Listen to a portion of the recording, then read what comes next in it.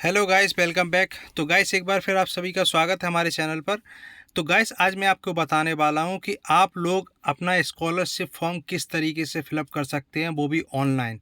ठीक है। तो इस क्लास में हम लोग बहुत अच्छे से जानने वाले हैं कि किस तरीके से अपनी छात्रवृत्ति यानी कि स्कॉलरशिप के लिए आप लोग अपना ऑनलाइन फॉर्म कैसे भर सकते हैं, इसके लिए क्या क्या डॉक्यूमेंट्स की रिक्वायरमेंट होगी और क्या क्या डॉक्यूमेंट्स आपको चाहिए जो मोस्ट इम्पॉर्टेंट हैं। तो ये सब चीज़ हम लोग इस क्लास के अंतर्गत देखने वाले हैं। तो चलिए, ये आपका यूपी स्कॉलरशिप के लिए है। ठीक है। ये अदर स्टेट के लिए नहीं है, केवल ये यूपी स्टेट के लिए है। ठीक है। चलिए हम लोग बात करते हैं।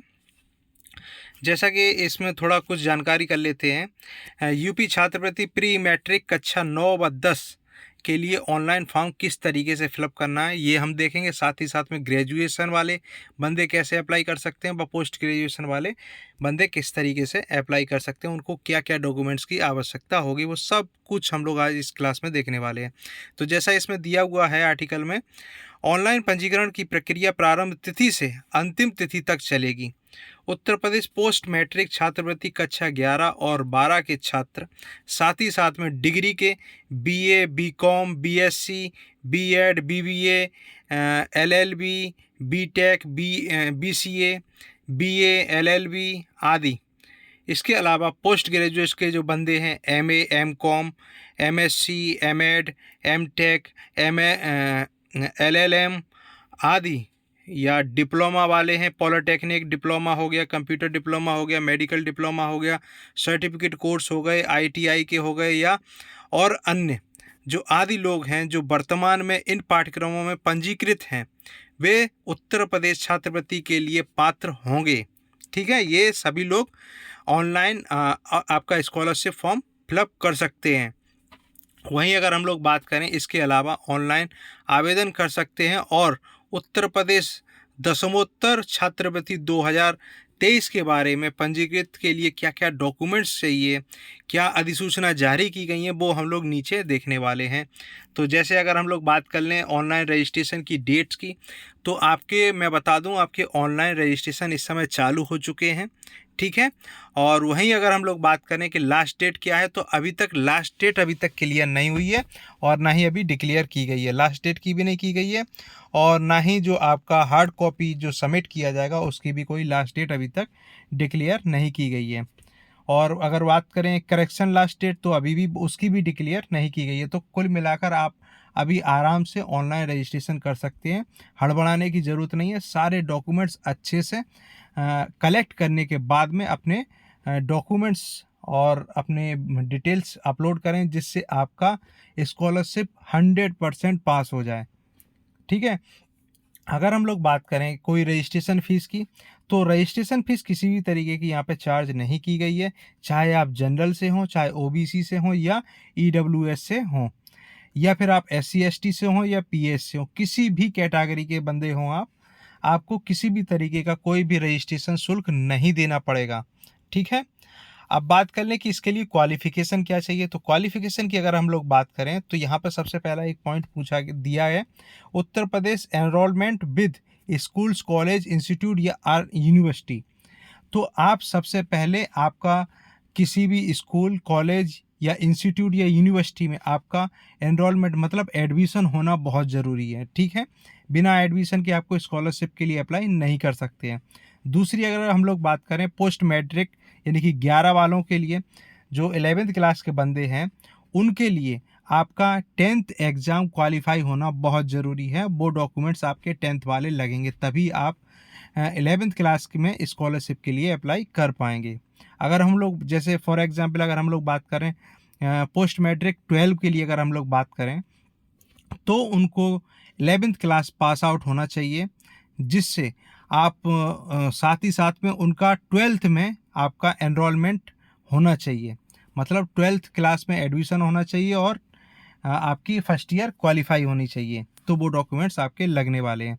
तो वहीं अगर हम लोग बात कर लें UP scholarship documents required fresh candidate, जो फ्रेश कैंडिडेट हैं उनको क्या क्या डॉक्यूमेंट्स लगने वाले हैं आपके इस यूपी स्कॉलरशिप फॉर्म फिलअप करने के लिए, तो हम लोग यहाँ पर देख लेते हैं। तो यहाँ पर पहला पॉइंट है जो दिया हुआ है लास्ट क्वालिफाई एग्ज़ाम मार्कशीट, जैसा मैंने अभी आपको ऊपर बताया कि पिछली साल में जो आपने एग्ज़ाम क्वालिफाई किया तो उसके डॉक्यूमेंट्स लगेंगे, उसकी मार्कशीट लगेगी, ठीक है। और इसके अलावा आपका कास्ट सर्टिफिकेट लगेगा, इसके अलावा आपका इनकम सर्टिफिकेट भी लगेगा, फिर पासबुक का जो बैंक पासबुक है उसका कॉपी लगेगी एक, और साथ ही साथ में फ़ीस रिसिप्ट नंबर भी लगेगा। जो आपने फ़ीस जमा की है स्कूल या कॉलेज या यूनिवर्सिटी किसी भी जगह, तो उसकी जो रिसिप्ट मिली है उसका नंबर यहाँ पर लगेगा, फॉर्म में फिलअप होगा, ठीक है। वहीं अगर हम लोग बात करें एनुअल नॉन रिफंडेबल अमाउंट, ये भी आपका लगने वाला है। और एनरोलमेंट नंबर, जो आप स्कूल कॉलेज या इंस्टीट्यूट में जो आपका एडमिशन हुआ है उसमें एक एनरोलमेंट नंबर मिलता है, वो एनरोलमेंट नंबर भी यहाँ पर लगने वाला है। और मोस्ट इम्पॉर्टेंट जो है वो है आधार कार्ड। आधार कार्ड होना बहुत ज़रूरी है, क्योंकि आधार कार्ड यहाँ पे मैंडेटरी कर दिया है, मतलब आपको बहुत ज़्यादा ज़रूरत है, आधार कार्ड के नंबर के बिना काम नहीं चलेगा। और इसके अलावा आपका latest passport size scan photo चाहिए। लेटेस्ट मतलब तुरंत का, मतलब 1 से 2 महीने पुराना भी चल सकता है, मगर ज़्यादा पुराना फ़ोटो नहीं होना चाहिए, ठीक है। वहीं उन कैंडिडेट्स की बात कर लें जो फॉर रिन्यूएबल्स कैंडिडेट्स जो हैं, kindly use the last year registration number to log in to renewables section and enter the fresh candidates. जो लास्ट टाइम पे जिस तरीके से जिन्हें रिन्यूअल करना है, उन्होंने अप्लाई किया था, उन्हें रिन्यूअल करना है, तो उन्हें लॉग इन करने के बाद में एक फ्रेश कैंडिडेट की तरीके से सारी डिटेल्स फिल करनी होंगी, ठीक है।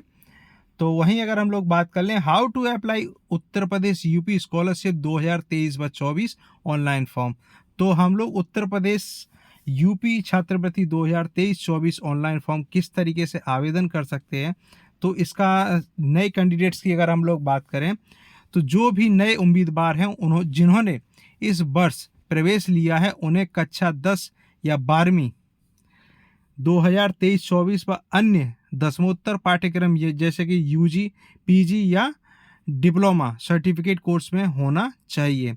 जैसा मैंने आपको ऊपर बताया है कि आपका जिस क्लास में अभी आपने प्रवेश लिया है और जिसके लिए स्कॉलरशिप के लिए अप्लाई करने वाले हैं, तो उससे पहले जो आपने क्लास क्वालिफाई किया तो उसके डॉक्यूमेंट्स लगने ही लगने हैं, ठीक है। वहीं अगर हम लोग बात कर लें नवीनीकरण उम्मीदवारों की, तो वे उम्मीदवार जो पहले से ही किसी स्कूल या कॉलेज में नामित हैं और पिछले साल छात्रवृत्ति के लिए आवेदन किया था, वे आवेदन को नवीनीकृत करेंगे, मतलब दोबारा से लॉगिन करने के बाद में फिर सारी डिटेल्स भरने के बाद उसे पोस्ट करेंगे, मतलब अपलोड करेंगे, ठीक है। वहीं अगर हम लोग बात कर लें इसमें दस्तावेज़ की, तो मैंने आपको बताया ही सारे ऊपर डॉक्यूमेंट्स क्या क्या डॉक्यूमेंट्स लगने वाले हैं, तो ये एक बार आप लोग देख सकते हैं इस पर आर्टिकल पर आकर। यहाँ पे मैंने चाहे आप स्क्रीनशॉट खींच सकते हैं, ये डॉक्यूमेंट्स आपके लगने वाले हैं, ठीक है। तो इनको आप अच्छे से याद रखें।